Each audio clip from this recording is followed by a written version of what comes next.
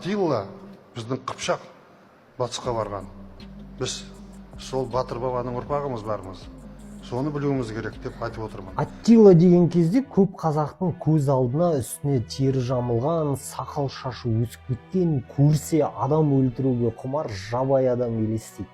Бұл әрине европалық фильмдердің қалыптастырған жалған образы, одан бас тарту керек, ол шындыққа жанаспайды. Шындығында Аттила ол туғаннан ханзада статусында болды.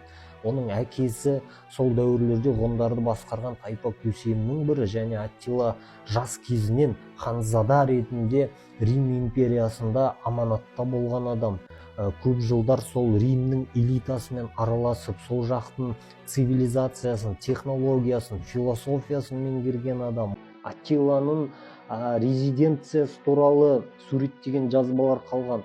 Дунайдың ар жағында, қазіргі Венгрияның территориясында үлкен сәулет өнері, ішіндегі министрлердің қызметі, халқының әл-ауқаты, тұрмысы барлығы да бейнеленген, ол жақта ешқандай да жабайылық көрінбейді.